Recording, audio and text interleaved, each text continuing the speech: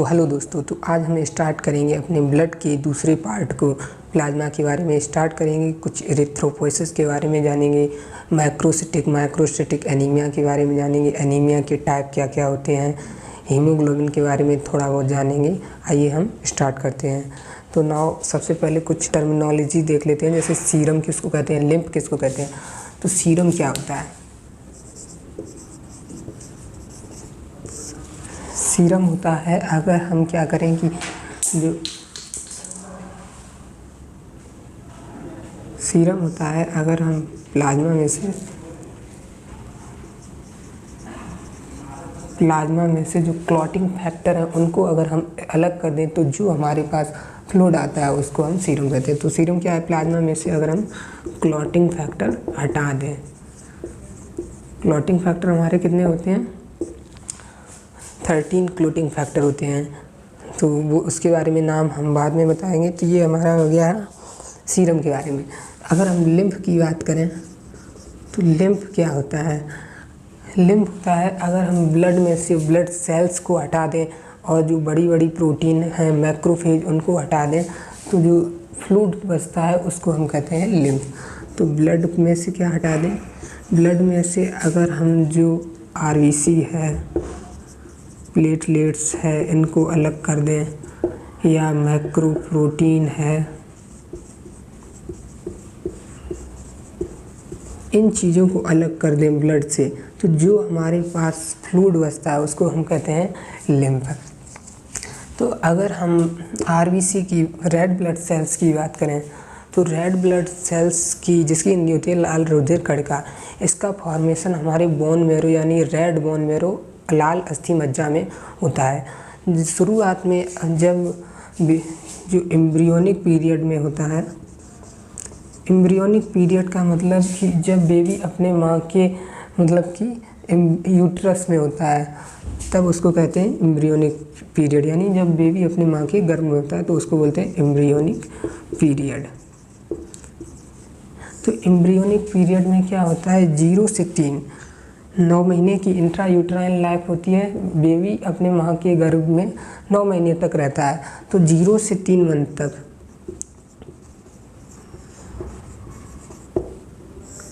जो blood formation, red blood formation होता है वो कहाँ पे होता है? हमारे जो रेड ब्लड फॉर्मेशन की जो प्रोसेस है उसको हम बोलते हैं एरिथ्रोपोइसिस। पिछले लेक्चर में हमने डिस्कस की थी। तो एरिथ्रोपोइसिस 0 से 3 मंथ के एम्ब्रियो में कहाँ पे होगी? यॉर्क सैक में। और 3 मंथ के बाद यानी चौथे, 5वें और 6वें मंथ में जो एरिथ्रोपोइसिस होगी वो होगी हमारी लिवर में, मेनली होगी। लिवर मतलब होता है यकृत, largest organ of the body liver, जिसका वेट होता है 1.6 kg। तो 4 to 6 मंथ में के बीच में जो एरिथ्रोपोइसिस होगी, रेड ब्लड फॉर्मेशन की जो प्रोसेस होगी वो लिवर और स्प्लीन में होगी। स्प्लीन क्या होता है? स्प्लीन की हिंदी होती है प्लीहा। ये हमारी बॉडी को एक इम्यून सिस्टम प्रोवाइड कराता है। सेकेंडरी लिम्फॉइड ऑर्गन है। यहाँ पे बी लिम्फोसाइट, टी लिम्फोसाइट इकट्ठी होती हैं जो मैक्रोफेज, जो मतलब कि अगर कोई पैरासाइट आता है उसको ख़त्म करती हैं। तो बी और टी लिम्फोसाइट की जो रुकने की जगह है एक तरह से वो स्प्लीन है। तो 4 से 6 महीने के बीच में जो एम्ब्रियो में ब्लड का फॉर्मेशन होता है, आरबीसी का फॉर्मेशन होता है, एरिथ्रोपोइसिस वो लिवर और स्प्लीन में होती है। और 7 और 8 और 9वें महीने तक ये कहाँ पर शिफ्ट हो जाती है? जाके बोन मैरो, वो भी कौन सा? Red bone marrow. ये हमारी होगी एरिथ्रोपोइसिस। एम्ब्रियोनिक पीरियड में एरिथ्रोपोइसिस। एरिथ्रोपोइसिस का मतलब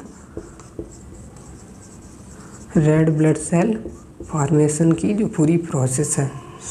अगर हम बच्चे के जन्म के बात करें तो 20 साल तक जो है रेड बोन मैरो में बनते रहते हैं, जो लंबी हड्डी हैं उनके रेड बोन मैरो में। लेकिन 20 साल के बाद क्या होता है? जो लंबी हड्डी का रेड बोन मैरो है थोड़ा टफ होने लगता है, यानी फ्लूइड से थोड़ा सॉलिड में कन्वर्ट होने लगता है। किसके कारण?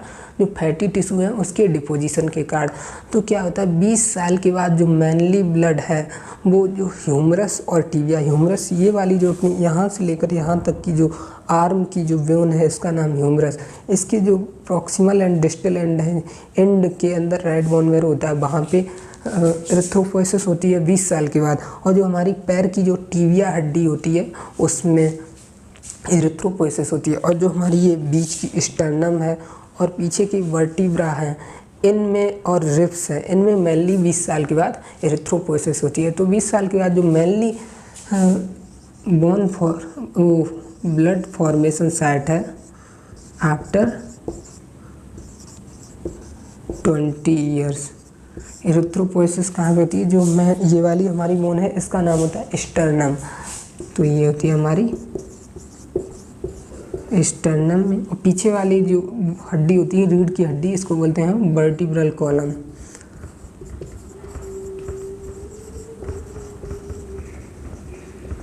और हमारी जो रिब्स होती हैं ये 12 पेयर्स रिब्स होती हैं जिसको हम हिंदी में बोलते हैं पसलियाँ। और ह्यूमरस और टिबिया में TIBIA टिबिया पैर की हड्डी है। तो अब 20 साल के बाद ये हमारे जो एरिथ्रोपोएसिस की प्रोसेस है वो स्टर्नम, वर्टिब्रा और रिब्स और ह्यूमरस टिबिया में होती है। तो अब हम देखेंगे कि एरिथ्रोपोएसिस को रेगुलेट कौन करता है। कौन कहता है कि अब ब्लड बनाइए, अब ब्लड मतलब कि अब बॉडी में RBC की ज़रूरत है तो RBC बनानी है। तो क्या होता है कि अगर हमारे बॉडी से ब्लड का लॉस हो जाए, हीमोरेज हो जाए, हीमोरेज मतलब रुधिर स्राव, अगर बॉडी से किसी तरह हमारी बॉडी में चोट लग जाती है, एक्सीडेंट हो जाता है, तो जो ज़्यादा ब्लड फ्लो हो जाता है बाहर बॉडी से उसको बोलते हैं हीमोरेज। तो अगर हीमोरेज हो जाता है तो बॉडी में कई जगह एक तरह से सेंसर लगे होते हैं जो डिटेक्ट करते रहते हैं कि बॉडी में कौन सी चीज़ कितनी है। तो किडनी के अंदर से हमारा जब RBC का जो काउंट है नॉर्मल काउंट से, नॉर्मल कितना होता है 50 से 55 लाख पर mm³ ब्लड इन मेल और 45 से 50 लाख पर mm³ इन फीमेल। तो अगर इससे कम वैल्यू हो जाती है RBC तो किडनी से एक हार्मोन निकलता है जिसका नाम है एरिथ्रोपोएटिन हार्मोन। एरिथ्रोपोएटिन हार्मोन जाता है बोन मैरो के अंदर और बोन मैरो के जो सेल है उनसे कहता है कि अब RBC का फॉर्मेशन तेज़ी से कीजिए, और मतलब तेज़ी से कीजिए। तो एरिथ्रोपोएटिन जो हार्मोन किडनी से निकलने वाला है वो इसको रेगुलेट करता है। इसको क्लियर करते हैं। तो ये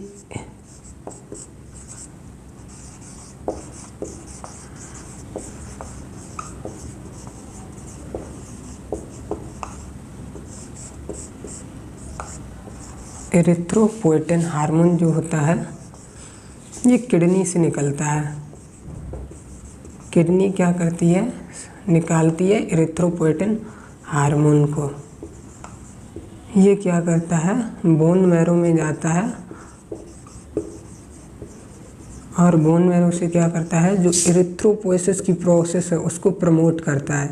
प्रमोट प्लस का मतलब प्रमोट करता है, अगर नेगेटिव लिख देता है तो उसको सप्रेस करता है। तो एरिथ्रोपोएसिस की प्रोसेस को एरिथ्रोपोएसिस को प्रमोट करता है। तो ये हमारा हो गया एरिथ्रोपोएटिन हार्मोन। तो अगर अब हम बात करें कुछ एनीमिया की, अगर हम बात करें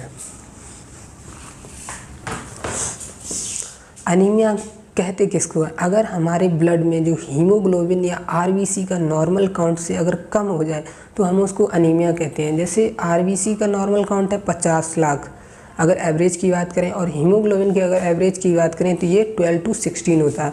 अगर हीमोग्लोबिन 12 से कम है या RBC का काउंट अपने नॉर्मल काउंट से कम है तो हम कहेंगे पर्सन को एनीमिया है और ये वो पर्सन एनेमिक है। तो RBC एनीमिया क्या होता है? अगर हम लिखें यहाँ पे एनीमिया होता है डिक्रीज काउंट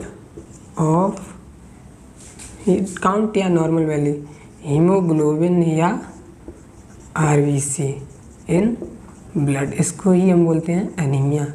अब एनीमिया कैसे हो सकता है, तो हम देखेंगे आरबीसी और हीमोग्लोबिन का काउंट कैसे डिक्रीज हो सकता है। यानी कि आरबीसी या हीमोग्लोबिन को जो बनाने वाली चीज़ें हैं, अगर हम वो खाना में कम ले रहे हैं तो आरबीसी हीमोग्लोबिन डिक्रीज हो जाएगा। अगर किसी पर्सन का एक्सीडेंट हो जाता है, एक्सीडेंट में ब्लड का लॉस हो जाता है, काफ़ी सारा ब्लड लॉस हो जाता है, हीमोरेज हो जाता है, तो ब्लड में आरबीसी हीमोग्लोबिन कम हो जाएगा, तो अनीमिया हो सकता है। या फिर हम ये कह सकते हैं कि अगर हम डाइट तो प्रॉपर ले रहे हैं, खाना में जिससे आरबीसी हीमोग्लोबिन बनते हैं वो तो हम प्रॉपर ले रहे हैं, लेकिन क्या है कि एब्जॉर्प्शन नहीं हो रहा है। अगर हम खा रहे हैं वो तो हमारी गट आहार नाल में वो अवशोषित नहीं हो पा रहा है, तो भी अनीमिया हो सकता है। तो हम जानेंगे कि किस कौन कौन सी चीज़ें हैं, कौन कौन से विटामिन है या क्या चीज़ खाने से आरबीसी का फॉर्मेशन होता है। तो हीमोग्लोबिन की अगर हम बात करें, आरबीसी के अंदर हमने आपको बताया था आरबीसी का डायमीटर 7.8 माइक्रोमीटर होता है और आरबीसी दोनों तरफ से पिचकी हुई होती है, जिसको कहते हैं बाई कॉनकेव होती है। अगर ये इस और हर एक आरबीसी के अंदर 240 मिलियन मॉलिक्यूल होते हैं हीमोग्लोबिन के। तो क्या होता है हीमोग्लोबिन क्या होता है, हीम और ग्लोबिन प्रोटीन से मिलकर बना होता है। हीम होता है ये कलर प्रोवाइड करता है हीमोग्लोबिन को, तो हीम के कारण हीमोग्लोबिन का कलर रेड होता है, जिसके कारण जो हमारी आरबीसी है उसका कलर रेड होता है, और आरबीसी का कलर रेड होने के कारण हमारा ब्लड का कलर रेड होता है। तो हीमोग्लोबिन का जो हीमोग्लोबिन है हीम और ग्लोबिन से मिलकर बना होता है। अब हीम में क्या होता है, एफी आयरन पाया जाता है, Fe2 पॉजिटिव। तो इससे हमें पता चल रहा है कि अगर हम डाइट में अगर आयरन की कमी है तो क्या होगा कि हीमोग्लोबिन नहीं बनेगा। अगर हीमोग्लोबिन नहीं बनेगा तो एनीमिया हो जाएगा। एक कॉज ये हो गया। अब क्या होता है कि शुरुआत में आरबीसी मान लीजिए छोटी है, तो जब हीमोग्लोबिन Fe क्या है, आयरन है, आयरन से क्या बनेगा, हीमोग्लोबिन इसके अंदर जब बनना स्टार्ट होगा तो आरबीसी क्या होगी, बड़ी होगी, अपने नॉर्मल साइज में आएगी, जिसका डायमीटर होता है 7.8 माइक्रोमीटर। अगर मान लीजिए हीमोग्लोबिन की कमी है, हीमोग्लोबिन की कमी यानी Fe2 पॉजिटिव की कमी है, तो हीमोग्लोबिन नहीं बना। हीमोग्लोबिन जब नहीं बना तो आरबीसी के अंदर जब हीमोग्लोबिन नहीं बनेगा तो आरबीसी का साइज बढ़ेगा नहीं, जितना था उतना ही रहेगा, यानी एबनॉर्मल साइज़ की होगी। और कोई भी चीज़ अगर हमारी बॉडी में एबनॉर्मल साइज़ की है तो बॉडी के द्वारा वो ख़त्म कर दी जाती है, यानी फैगोसिटाइज सिस्टम होता है, फैगोसिटाइज कर दी जाती है, तो ये आरबीसी डिस्ट्रॉय कर दी जाएगी हमारी बॉडी के द्वारा। तो इस तरह से हमारी बॉडी में एनीमिया हो सकता है। तो Fe2 पॉजिटिव क्यों कम हो सकता है, या तो हम डाइट में कम ले रहे हैं, डाइट में आयरन कम है हमारे, या तो आयरन की कमी है, या फिर ये हो सकता है जहाँ पे हमारा आयरन अवशोषित होता है वहाँ पे कुछ प्रॉब्लम हो गई है। तो आयरन हमारा कहाँ पे अवशोषित होता है,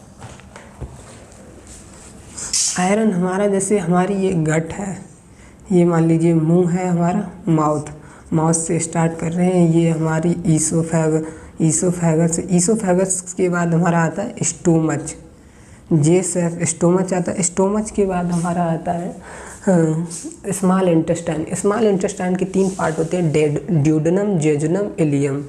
ड्यूडेनम जो होता है हमारा सी शेप का होता है, और फिर उसके बाद जेजुनम, इलियम वगैरह वगैरह होती हैं। तो जो आयरन होता है ऐसा आता है खाने के साथ में, ये आयरन हमारा यहाँ से एब्जॉर्ब होता है ड्यूडेनम में। तो ड्यूडेनम में अगर कोई प्रॉब्लम आ जाए, कोई इन्फेक्शन हो जाए, एक इन्फेक्शन का नाम है ट्रॉपिकल स्प्रू, वो जब हो जाता है तो इसकी जो दीवार है ड्यूडेनम की उसमें मतलब कि प्रॉब्लम क्रिएट कर देता है, तो जिसके कारण यहाँ ड्यूडेनम में किसी भी चीज़ का एब्जॉर्प्शन नहीं होगा। तो Fe2 पॉजिटिव का जब एब्जॉर्प्शन नहीं होगा तो हीमोग्लोबिन नहीं बनेगा, और जिसके कारण हमारी आरबीसी का साइज़ है नॉर्मल साइज़ के अंदर नहीं जाएगा। तो एबनॉर्मल साइज़ की आरबीसी हमारी बॉडी के फैगोसिटाइज सिस्टम द्वारा ख़त्म कर दी जाएगी, जिसके कारण आरबीसी का काउंट डिक्रीज हो जाएगा और हीमोग्लोबिन तो डिक्रीज होगा ही होगा और एनीमिया हो जाएगा पर्सन को। एक मेन काज ये हो गया। अब दूसरा काज ये है, तो जो Fe2 पॉजिटिव की Fe को वैसे आयरन कहते हैं। तो अगर आयरन की कमी से एनीमिया हो रहा है तो हम कहेंगे आयरन डिफिशिएंसी एनीमिया। तो एक एनीमिया तो हमारा आ गया आयरन डिफिशिएंसी एनीमिया।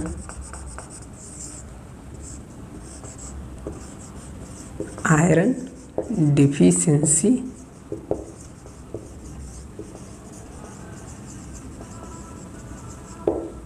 एनीमिया। अब क्या होता है कि अगर हम और एनीमिया के अलग टाइप की बात करें, जो शुरुआत की आरबीसी होती है हमारी, तो उसमें क्या होता है, न्यूक्लियस होता है। अब न्यूक्लियस आरबीसी में हम जानते हैं कि आरबीसी के अंदर न्यूक्लियस नहीं होता, लेकिन शुरुआत में जो आरबीसी की स्टेज होती है रेड बोन मैरो में, उसमें न्यूक्लियस होता है। तो ये क्या होता है, न्यूक्लियस धीमे धीमे मैच्योर होता है और ये ख़त्म हो जाता है इससे। जब ये मैच्योर होता है तो आरबीसी का साइज नॉर्मल, पहले मान लीजिए ज़्यादा होता था, अब 7.8 पे आ जाता है, 7.8 माइक्रोमीटर पे आ जाता है। तो उस न्यूक्लियस को मैच्योर कराने में, न्यूक्लियस को हटाने में यहाँ से जो काम करता है वो हमारे दो चीज़ें करती हैं, एक विटामिन B12 और विटामिन B9, जिसको हम फॉलिक एसिड भी कहते हैं, और विटामिन B12 को साइनोकोबालामिन।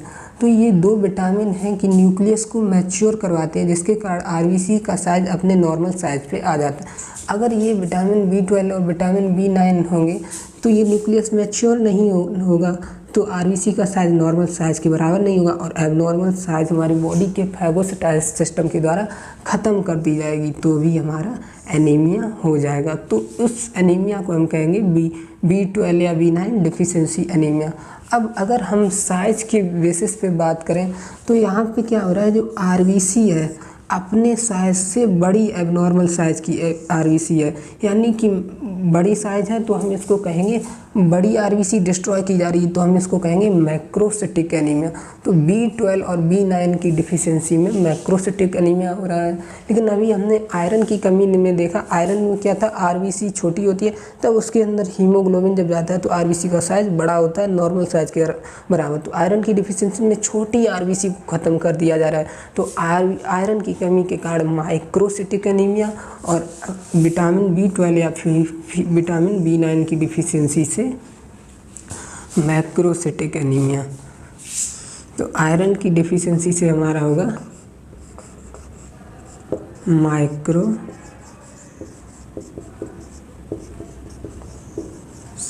एनीमिया, और जो B12 है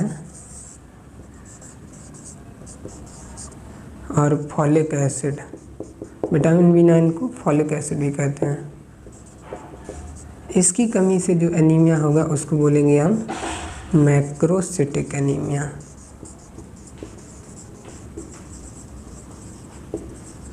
ये हो गया हमारे एनीमिया की कुछ टाइप। अगर हम विटामिन B12 की बात करें कि इसका एब्जॉर्प्शन बॉडी में कैसे हो रहा है, तो विटामिन B12 क्या होता है कि जो हमारे स्मॉल इंटेस्टाइन यानी गट, ऐसे ईसोफेगस आई, फिर स्टोमच आया, स्टोमच से ड्यूडेनम, ड्यूडेनम से जेजुनम, इलियम, ऐसे करके ये ईसोफेगस है, ये स्टोमच है, सी शेप का ये ड्यूडेनम है, ड्यूडेनम के बाद स्मॉल इंटेस्टाइन का जेजुनम वाला पार्ट स्टार्ट होगा, उसके बाद इलियम वाला पार्ट स्टार्ट होगा। तो विटामिन B12 का एब्जॉर्प्शन है इस इलियम वाले जो स्मॉल इंटेस्टाइन का लास्ट पार्ट है उसमें एब्जॉर्प्शन होता है विटामिन B12 का। विटामिन B12 का एब्जॉर्प्शन कहाँ होता है, absorbed in ileum part of small, और Fe आयरन का कहाँ पे हो रहा था, आयरन का हो रहा था ड्यूडेनम में, DEODENUM, जिसको हिंदी में बोलते हैं ग्रहणी। तो क्या इसका एब्जॉर्प्शन कैसे होता है, विटामिन B12 आता है बॉडी में, स्टोमच में पहले आता है, स्टोमच में जो ऑक्जेंटिक या पैराइटल सेल होते हैं, और स्टोमच में ऑक्जेंटिक पैराइटल सेल होते हैं, वो रिलीज करते हैं, इसको पहले ऑक्जेंटिक या पैराइटल सेल होते हैं, वो रिलीज करते हैं कैस्टल्स इंट्रिंसिक फैक्टर, CIF, कैस्टल्स